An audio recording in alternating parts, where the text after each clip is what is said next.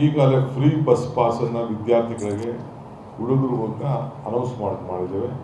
ಅದು ಕೂಡ ಈಗಾಗಲೇ ಅರ್ಜಿ ಹಾಕ್ಕೊಂಡು ಅವ್ರಿಗೆಲ್ಲ ಪಾಸ್ ಕೊಡಲಿಕ್ಕೆ ನಮ್ಮ ಶಾಸಕರು ಹೋಗಿ ಯಾವುದಾದ್ರು ಗೌರ್ಮೆಂಟ್ ಸ್ಕೂಲ್ನ ಕಾಲೇಜಿನ ಆಯ್ಕೆ ಮಾಡಿಕೊಂಡು ಅಲ್ಲಿ ಈ ಪಾಸನ್ನು ಒದಗಿಸ್ಕೊಳ್ಳುವಂಥ ಕೆಲಸವನ್ನು ಮಾಡಬೇಕು ಅಂತೇಳಿ ತೀರ್ಮಾನ ಮಾಡ್ತಾ ಇದ್ದೇವೆ.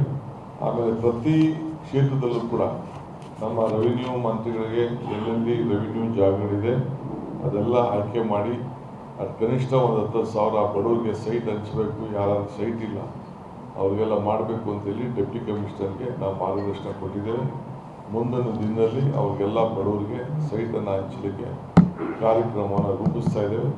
ಹೀಗೆ ವಿವಿಧ ಕಾರ್ಯಕ್ರಮಗಳನ್ನು ಇವತ್ತು ಕಲ್ಯಾಣ ಕರ್ನಾಟಕದಿಂದ ಪ್ರಾರಂಭವನ್ನು ನಾವು ಮಾಡಿ ಮಾರ್ಗದರ್ಶನವನ್ನು ಕೊಡ್ತೇವೆ. ಈ ನಿಟ್ಟಿನಲ್ಲಿ ಆಗ್ತದೆ. ಇದಲ್ಲದೆ PM ಮಿತ್ರ ಅಂತೇಳಿ ಒಂದು ಜವಳಿ ಪಾರ್ಕನ್ನು ಸುಮಾರು 320 ಕೋಟಿ ರೂಪಾಯಿಯನ್ನು ಅಭಿವೃದ್ಧಿಪಡಿಸಲು ಈಗಾಗಲೇ ಗುಲ್ಬರ್ಗದಲ್ಲಿ ಅಭಿವೃದ್ಧಿಪಡಿಸಲು ಈಗಾಗಲೇ ನಾವು ವ್ಯವಸ್ಥೆಯನ್ನು ಮಾಡ್ತಾ ಇದ್ದೇವೆ. ಸೊ ಅದಲ್ಲದೆ ಬೆಳೆ ವಿಮೆ ವಿಚಾರದಲ್ಲಿ ಜನ ಭಾಳ ಆತಂಕ ಇದ್ದರು. ಈಗಾಗಲೇ ಹಂಗಾಮಿನಲ್ಲಿ ಮುಂಗಾರಿಗೆ ತೊಂದರೆ ಆದಾಗ ಅದಕ್ಕೆ ನಮಗೆ ದುಡ್ಡು ಬಂದಿಲ್ಲ ಅಂತ ಹೇಳ್ತಾ ಇದ್ರು. ಒಟ್ಟು 585 ಕೋಟಿ ರೂಪಾಯಿ ಬೆಳೆ ವಿಮೆ ಪರಿಹಾರವನ್ನು ಈಗಾಗಲೇ ಲೆಕ್ಕಾಚಾರ ಮಾಡಲಾಗಿತ್ತು. ಇದರಲ್ಲಿ 243 ಕೋಟಿ ರೂಪಾಯಿ ಇತ್ಯರ್ಥಪಡಿಸಲಾಗಿದೆ.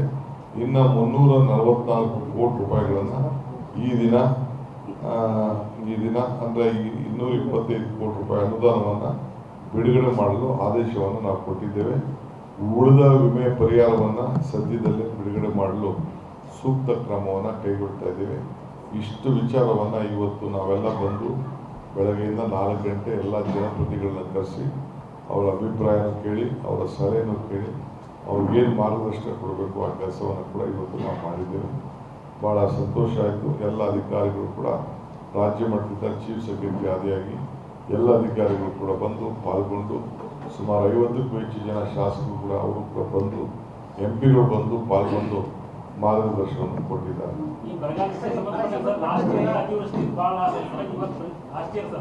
ಅತಿವೃಷ್ಟಿಯಿಂದ ರೈತ ಭಾಳ ಸಂಕಷ್ಟ ಆದರೆ ಪ್ರೆಸೆಂಟ್ ಬರಗಾಲದಿಂದ ಸರ್ ಈ ಹಿನ್ನೆಲೆ ರೈತರಿಂದ ಸಾಲ ಮನ್ನಾ ಭಾಳ ಬೇಡಿಕೆ ಬರ್ತಾ ಇದೆ ಸರ್. ಈಗ ಆಲ್ರೆಡಿ ಬೇಡಿಕೆ ಬರ್ತಾ ಇದೆ. ಸಾಲ ಮನ್ನಾ ಅನ್ನೋದು ಅಷ್ಟು ಸುಲಭವಾದ ಕೆಲಸ ಅಲ್ಲ. ಈಗ ಆಲ್ರೆಡಿ ಮಹಾರಾಷ್ಟ್ರ ಮತ್ತು ತಮಿಳುನಾಡು ರಾಜ್ಯ ಮಾಡ್ಯಾವ ಸರ್. ಅದನ್ನು ನೋಡೋಣ, ನಾವು ನೋಡ್ತೀವಿ. ನಾವೆಲ್ಲ ಅವ್ರು ಮಾಡದೆ ಹೋದಾಗೆಲ್ಲ ನಾವು ಹಿಂದೆ ಮಾಡಿದ್ದೀವಿ. ಮನಮೋಹನ್ ಸಿಂಗ್ ಅವರು ಮಾಡಿದ್ದಾರೆ, ಅದನ್ನು ಪರಿಶೀಲನೆ ಮಾಡ್ತೀವಿ. ಕೇಂದ್ರ ಸರ್ಕಾರ ಮಾಹಿತಿ ಕೊಡ್ತಾರೆ ಅಂತ ಹೇಳ್ತೀವಿ. ಆದ್ರೆ ಕೃಷಿ ಇಲಾಖೆಯಲ್ಲಿ ರಾಜ್ಯದಲ್ಲಿ 55% ಉದ್ಯೋಗ ಖಾಲಿ ಸರ್. ಎಲ್ಲಿ ರೈತ ಸಂಪರ್ಕ ಅಧಿಕಾರಿಗಳಿಲ್ಲ, ಕೃಷಿ ಅಧಿಕಾರಿಗಳಿಲ್ಲ. ಅದಕ್ಕೆ ಈಗಾಗಲೇ 57,000 ಹುದ್ದೆಗಳನ್ನು ಖಾಲಿ ಹುದ್ದೆಗಳನ್ನು ಭರ್ತಿ ಮಾಡಿಸ್ಲಿಕ್ಕೆ ಎಲ್ಲ ಇಲಾಖೆಗಳಲ್ಲೂ ಕ್ರಮ ಕೈಗೊಂಡಿದ್ದೇವೆ. ಪೊಲೀಸ್ ಇರ್ಬೋದು, ಕೃಷಿ ಇರ್ಬೋದು, ರೆವಿನ್ಯೂ ಇರ್ಬೋದು, ಟೀಚರ್ ಶಿಕ್ಷಣ ಸುಮಾರು 16,000, RDPR ಎಲ್ಲ ಇಲಾಖೆಯಲ್ಲೂ ಕೂಡ ಏನು ಇದೆ. ಈಗ 57,000 ಜನ ಈಗ ಫಸ್ಟು ಇನ್ನೊಂದು 3 ತಿಂಗಳೊಳಗೆ ಎಲ್ಲ ಅಪ್ಲಿಕೇಶನ್ ಕರೆದು ಎಂಪ್ಲಾಯ್ಮೆಂಟ್ ಕ್ಲೋಸ್ ಆಗಬೇಕು ಅಂತ ಹೇಳಿದ್ದೇವೆ.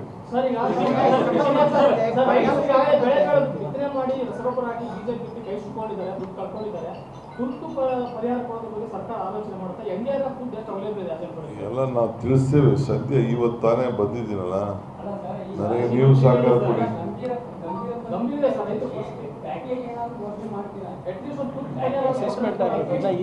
ಈಗ ಶುರುವಾಗಿದೆ. ಇನ್ನು ಅಸೆಸ್ಮೆಂಟ್ ಮಾಡಬೇಕು. ಕೇಂದ್ರ ಸರ್ಕಾರದ ನೀತಿ ಏನದನ್ನು ನೋಡಬೇಕು. ಅವ್ರೇನು ಹೇಳ್ತಾರೆ ಅಂತ ನೋಡಬೇಕು. ನಾವೇನು ಹೇಳ್ತಾರೆ ನೋಡಬೇಕು. ಗ್ರೌಂಡ್ನಲ್ಲಿ ಏನು ವಾಸ್ತವಾಂಶ ಏನಿದೆ ಅದೆಲ್ಲ ಕೂಡ ಪರಿಶೀಲನೆ ಆಗಬೇಕು.